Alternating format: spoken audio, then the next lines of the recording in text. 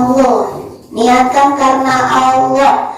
Selagi kita niatkan karena Allah, ketika kita duduk di majelis ilmu, misalkan ustaznya tidak ada, tapi dan niat kita mah berangkat ke majelis ilmu, ke sini, ke tempat ngaji itu ingin mendapatkan ilmu, ya. Sementara misalkan kamu kalau Bapak Ustaz ada halangan, kita jangan merasa tidak mendapatkan ilmu. Yakin, ilmu itu bukan milik Ustaz, ilmu itu bukan milik kiai, ilmu itu milik siapa? Allah. Hayyikum bitahiyatul Islam. Assalamualaikum warahmatullahi wabarakatuh. Waalaikumsalam warahmatullahi wabarakatuh. Hamdan syukurillah, salatan wassalamu ala Rasulillah wa ala alihi wa sahbihi wa mawalah. Allahumma shalli ala sayyidina Muhammad wa ala ali sayyidina Muhammad. Apa kabar semua? Baik. Apa kabar semua? Alhamdulillah luar biasa. Dalam kesempatan pagi ini, segala puji hanya milik Allah. Allah pemilik arsy, Allah pemilik dunia dan seisinya, Allah pemilik langit dan bumi. Maha suci Allah yang telah menjadikan pagi ini kita semuanya masih diizinkan oleh Allah untuk menikmati indahnya pagi di bawah rintik hujan. Yang mudah-mudahan hujan ini adalah hujan keberkahan untuk kehidupan makhluk Allah Subhanahu wa Ta'ala. Dalam kesempatan yang berbahagia ini, seperti biasa di Pondok Pesantren Penghafal Al-Quran Az-Zakiyah, setiap paginya itu kita melaksanakan kajian. Di antara kajian itu kita tidak hanya oleh ustaz, tidak hanya oleh para kiai, ya, tapi santri juga kita saling memberi dan saling mengisi, ya. Karena kalau tidak dicoba dari sekarang, kapan lagi? Artinya bahwasanya anggap saja pondok pesantren itu bagian daripada kita penempaan, ya, penempaan untuk menjadi kita orang-orang yang siap sukses, siap untuk maju. Artinya mudah-mudahan dengan kegiatan ini, insya Allah, ya, menjadikan anak-anak santri, para ustaz, para kiainya itu semakin mahir dalam memberikan motivasi untuk sahabat-sahabat kita semuanya. Baik, para jemaah suruh sekalian, insyaallah dalam kesempatan ini, ya, akan dibawakan oleh sahabat kita yaitu Teh Susi, ya, untuk memberikan motivasi, memberikan pengetahuan kita semuanya. Oleh karenanya, mari kita awali kegiatan ini dengan pembacaan tasmiyah bersama-sama. Bismillahirrahmanirrahim. Ya, kepada Teh Susi dipersilakan.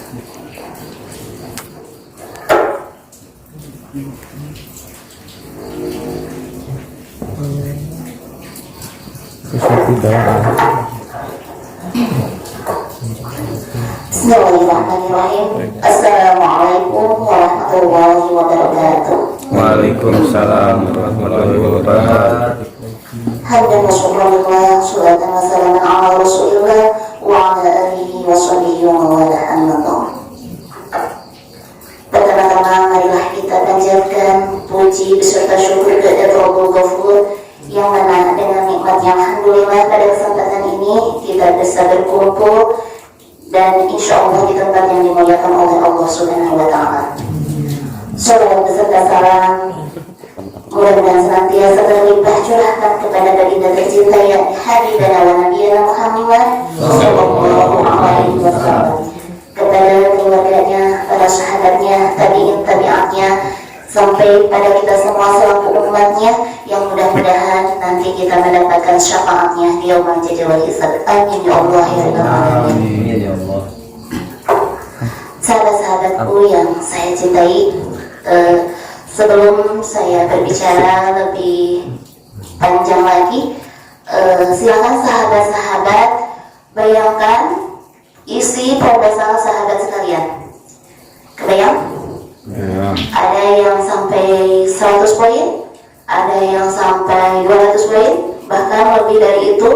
Dan wallahu a'lam, Allah lebih tahu apa yang tidak kita ketahui. Bahkan apa yang kita tidak tuliskan, apa yang tidak kita ungkapkan, Allah mengetahuinya. Dan mudah-mudahan apa itu yang baik untuk kita, Allah memberikannya.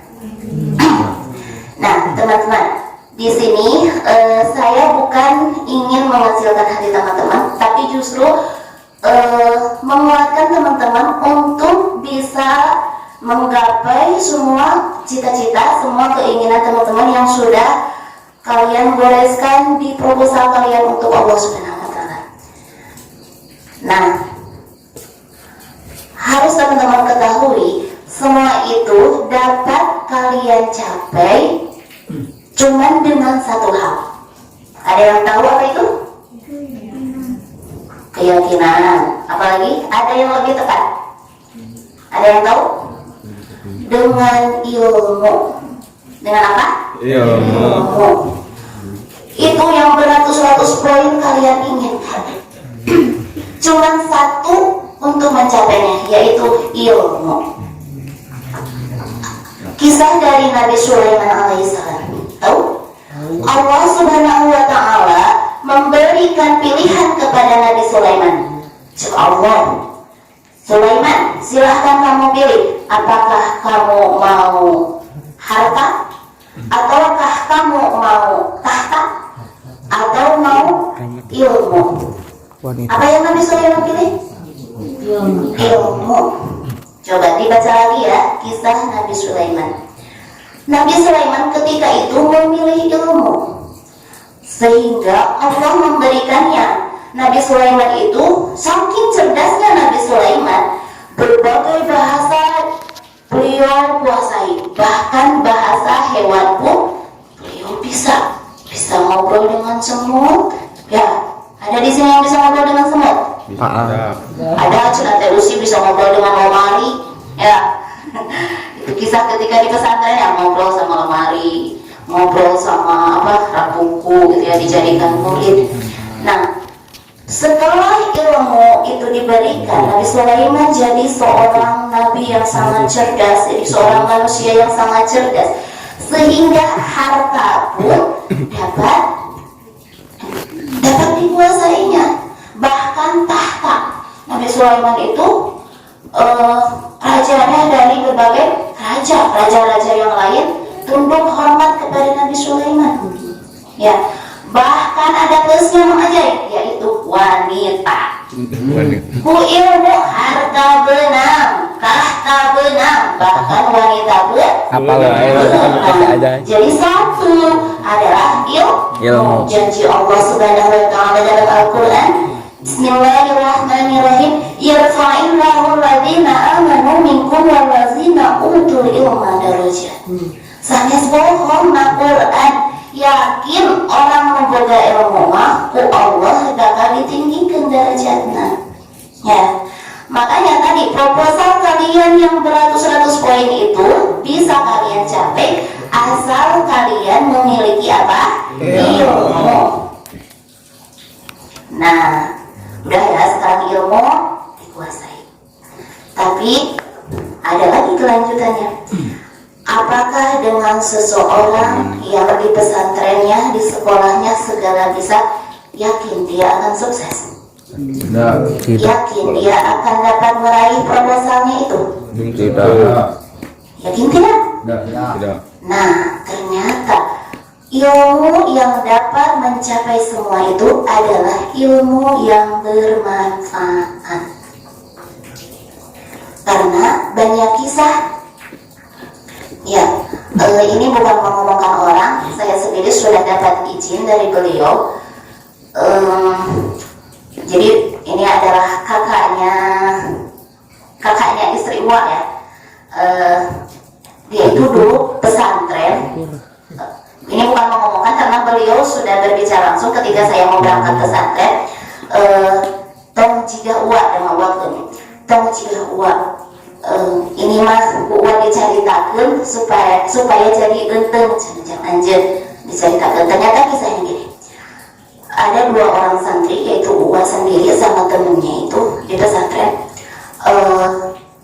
Uwa itu pintar katanya. Ceramahnya berepet, alus gitu. Lamun nujuran acara waduh mang alusna. Terus nalarna selalu setor talaran teh panglobana. Urana kiraana beletun jika suka hapus suara nanti. Ari nu hiji kebalikan sahur nya kami sahur bapak mah banyak tahu dari yang sedikit ya. Jadi ukur sebatas gitu nalar standar gitu ya. Ceramah cuman cuman bekal keberanian gitu ya. Ayah kawan imah mau tidak sehebat wah terus kiroatna sumbang cenah gitu suara nate. Tapi ketika pulang dan mukim, nah yang tadi diceritakan biasa-biasa saja, beliau bisa membuka pesantren. Tetapi pulang ke rumah cuman jadi tukang ngarit, tukang mancul, saulati. Naon cepat rahasiana. Ya, gitu deh ilmu kurang manfaat. Sabab ngerasa segala bisa, ngerasa yakin bakal jadi jelema kayak di masyarakat, pokok. Jadi bersombong, kurang berusaha dan ngerasa bisa, kurang berusaha, kurang takdim. Nah, naudzubillah. Makanya selalu berdoa, Allahumma inni a'udzubika min ilmin la yanfa'. Ya Allah, lindungilah aku dari ilmu yang tidak bermanfaat. Jangan lupa doa itu harus selalu kalian baca. Nah, bagaimana cara kita mendapatkan ilmu yang bermanfaat? Yang pertama, niatkan mencari ilmu kita itu untuk mendapatkan ridho Allah. Lain kapan satu umat, lain diancam umat sok mempelai pesantren mengenal uang jajan. Karena itu tidak ada karena Allahnya. Ada nabi penting mau di rumah, cicing di pesantren. Tunggu bikin kan gitu. Jadi niatkan kita berangkat ke sini itu ingin mencapai ridho Allah. Niatkan karena Allah. Selagi kita niatkan karena Allah, ketika kita duduk di majelis ilmu, misalkan ustaznya tidak ada, tapi dan niat kita mah berangkat ke majelis ilmu ke sini, ke tempat ngaji itu ingin mendapatkan ilmu, ya. Sementara misalkan kalau Bapak Ustaz ada halangan, kita jangan merasa tidak mendapatkan ilmu. Yakin, ilmu itu bukan milik Ustaz, ilmu itu bukan milik kiai, ilmu itu milik siapa? Allah. Karena tadi kita niatnya karena Allah. Pasti ketika kita di sini duduk menunggu Ustaznya tidak datang, tapi kita misalkan banyak baca, nambah hafalan, nah itu oleh Allah ilmu diberikan. Kalian jangan sampai mengeluh misalkan ke Ustaz lain, Ustaz itu gak pernah ngajar, dalam sebulan mungkin bisa dihitung cuma 2 kali misalkan. Saya tahu itu dari mana. Jangan sampai mengeluh seperti itu. Yang penting waktunya ngaji kita berangkat ke tempat ngaji, niatkan lillah. Yakin oleh Allah yang mau diberikan. Tidak sekarang, nanti. Kalian mungkin bisa jadi banyak gitu ya, orang yang merasakan ketika di pesantren yang merasa biasa-biasa, tetapi ketika pulang ke rumah, semakin ilmunya semakin terbuka. Ya, karena mungkin selalu diniatkan karena Allah. Yang kedua, selalu haus ilmu. Gimana haus ilmu teh? Kita jangan merasa sombong. Misalkan, antum ngaji teh bolak-balik, eta tasriban antum mah suruh nasor. Tuningkan. Nah, tong merasa sombong. Kita justru orang yang berada di lingkungan ilmu itu harus merasa dia itu tidak tahu apa-apa, sehingga rasa ingin tahunya selalu. Ya, terus ingin tahu. Asa sedih. Jadi orang santri yang merasa haus ilmu itu tidak akan pernah ngetuk pintu rumah Pak Kiai. Pak Kiai, saya izin pulang, boleh tidak? Tidak akan. Santri yang haus ilmu itu betah di pesantren. Dia akan merasa sedih jika waktu libur datang.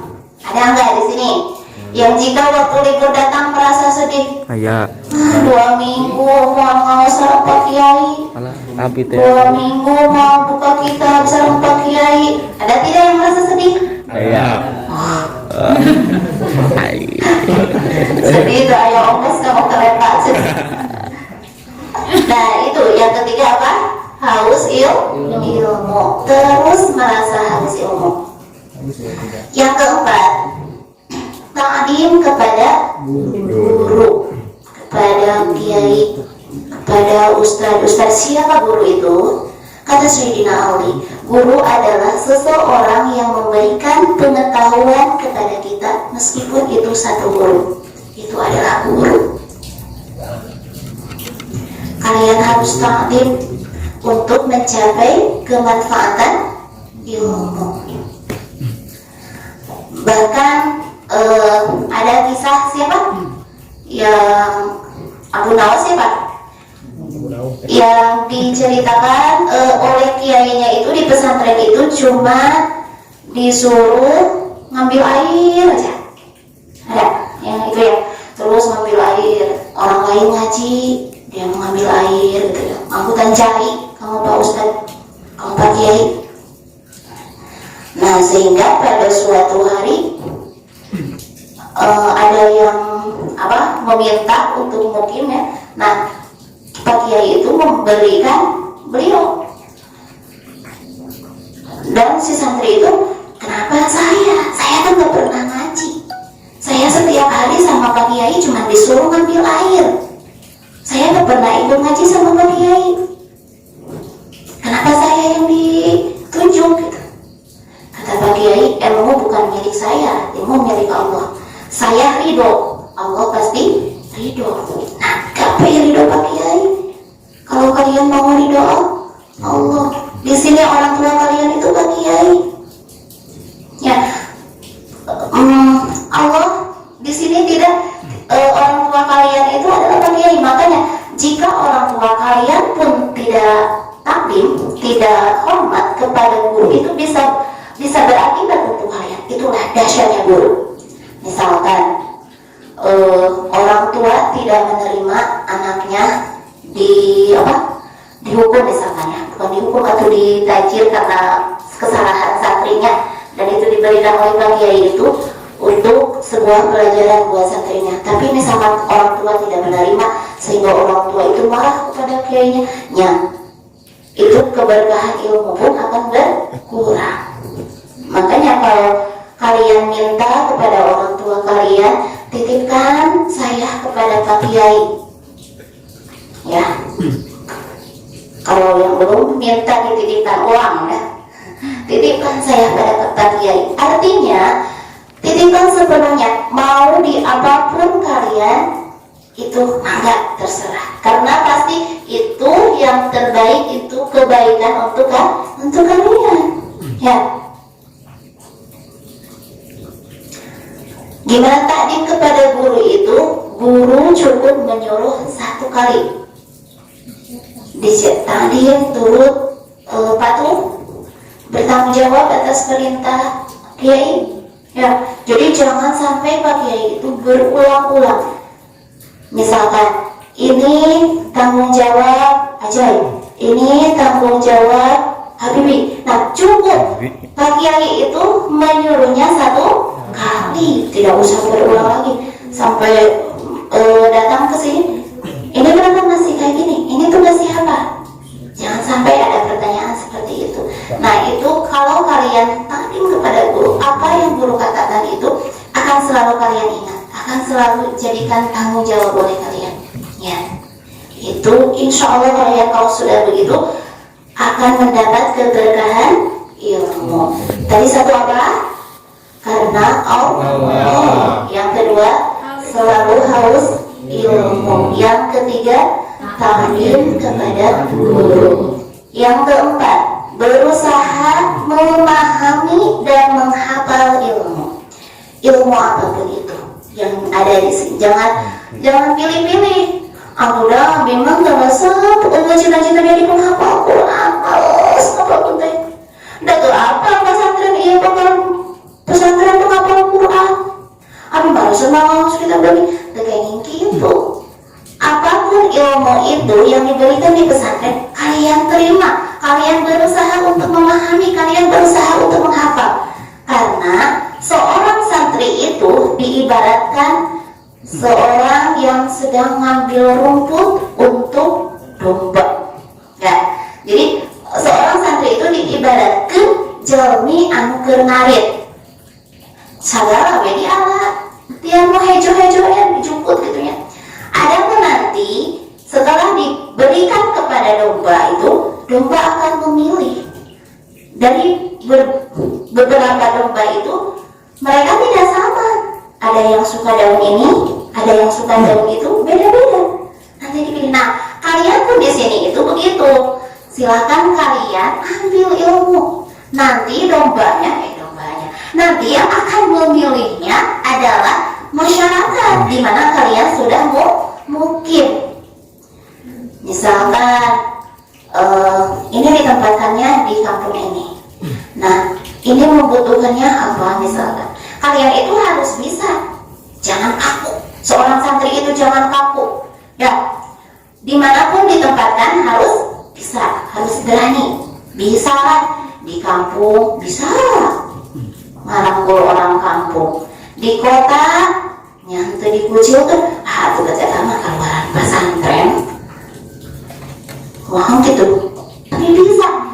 Dimanapun kita ditempatkan, kita harus bisa. Makanya di sini kalian jangan pilih-pilih ilmu. Aku dah memang terus senang nggak otakan, ayah padamu gitu ya. Abi mah terus kan yang kurang hese.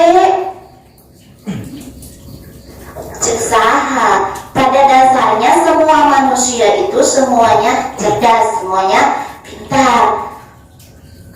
Habib, tahu kalian Bapak Habibie? Tahu? Dia cerdas? Cerdas ya, terkenal dengan kecerdasannya. Apakah Pak Habibie itu pas waktu dilahirkan dia mandi sendiri? Mandi sendiri. Enggak kan? Sama, dimandikan. Apakah dia langsung bisa makan sendiri? Tidak, sama disuapin dulu. Apakah dia langsung bisa pakai baju sendiri? Tidak, sama aja seperti kita. Ya, berarti Allah menurunkan manusia ke muka bumi ini dalam keadaan tidak tahu apa-apa. Sama Bapak Habibie sareng Mang Habibie sama. Ya, pas lahir tidak tahu apa. Cuman kita setelah di dunia itu mau mengisinya atau tidak. Nah, berusahanya sampai di mana? Apakah sudah sama usaha Pak Habibie sama usaha Mang Habibie? Sudah sama belum? Ya, yang tidak sama itu usahanya, mungkin ya.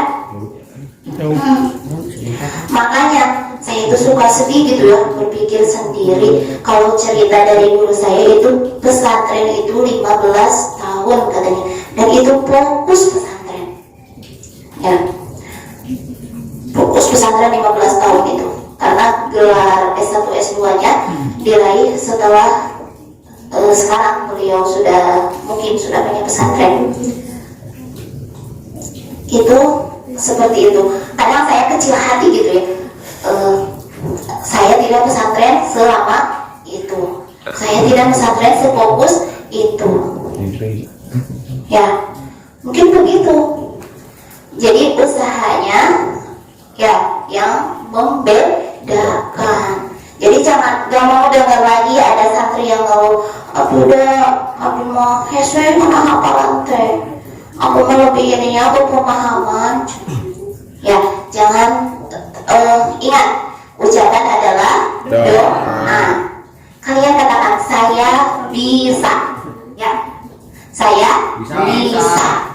Karena sama, pas kita lahir itu sama semuanya kosong, tidak tahu apa-apa, tidak bisa apa-apa. Silakan sekarang berlomba mengisi kekosongan itu. Ya, belum terlambat, mumpung kalian ada di tempat ilmu. Ya, karena kalau nanti setelah kalian pulang dari tempat ilmu, nah ilmu yang tidak bermanfaat itu,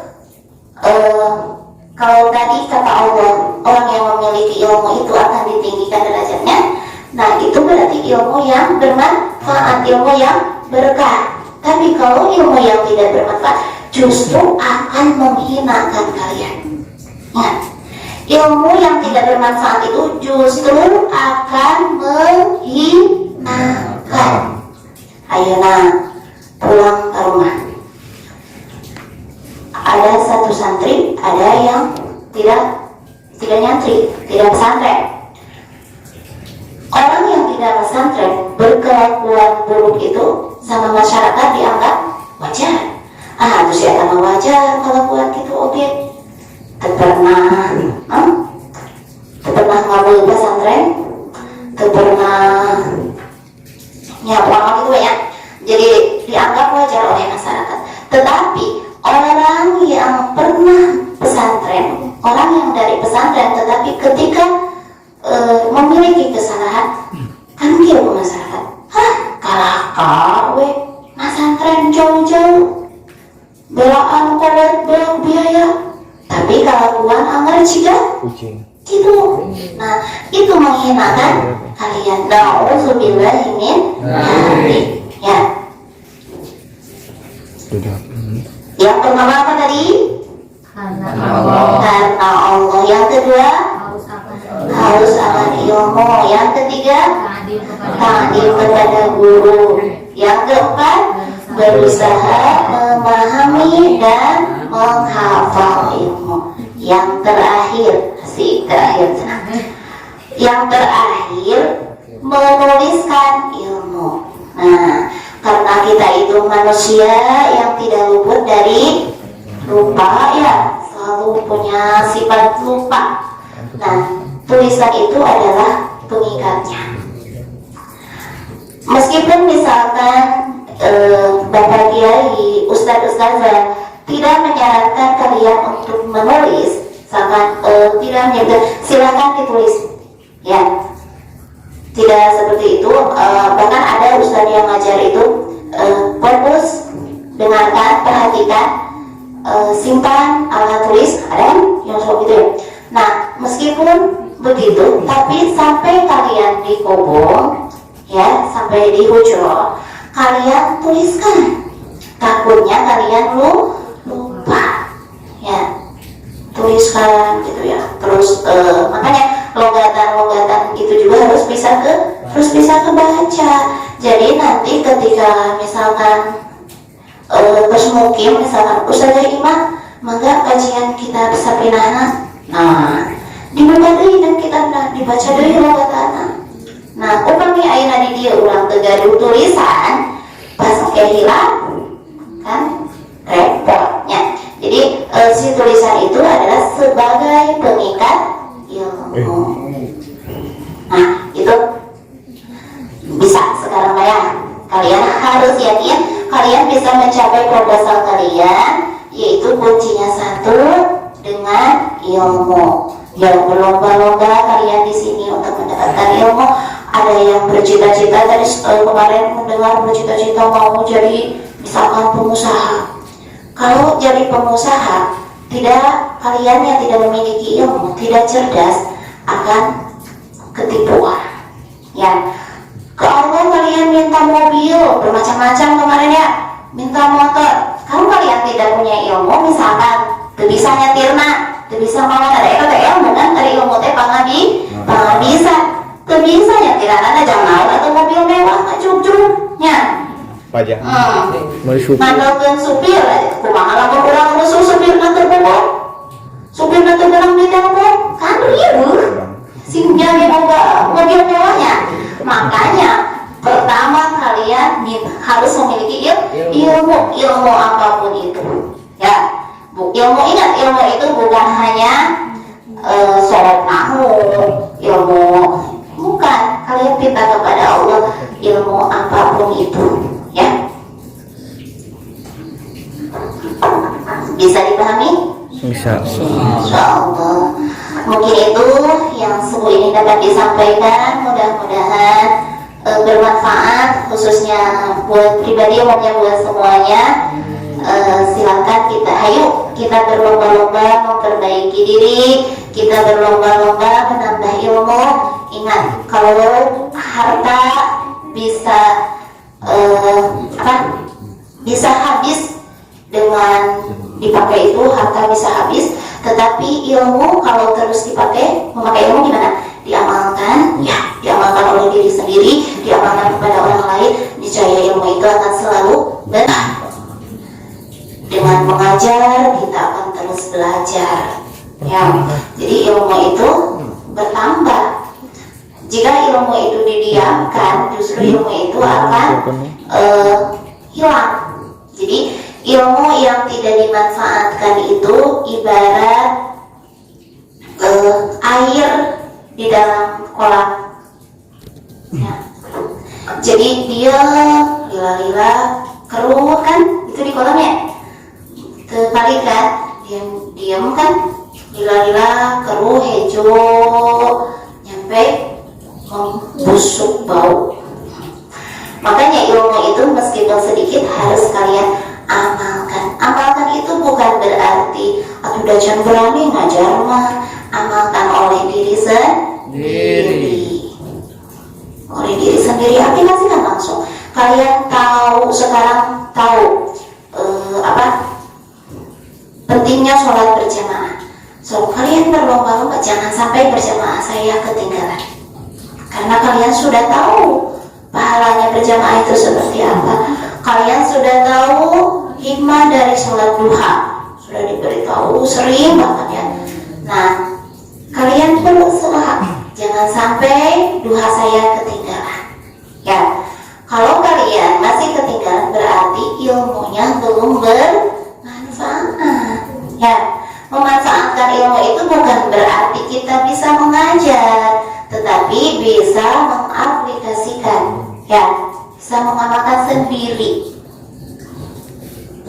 Nah, oke, itu yang dapat saya sampaikan. Terima kasih atas perhatiannya.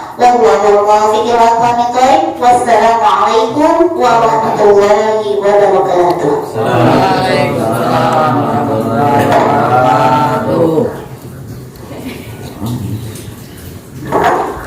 Ya, terima kasih kepada Teh Susi. Itulah tips sukses ala santri. Keren ya.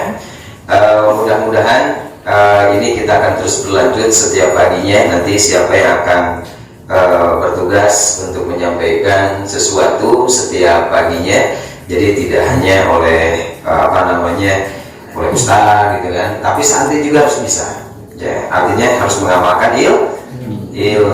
Macul pakai ilmu pakai ilmu termacul. Sebab pakai ilmu bakal macul suku gitu kan. Ya.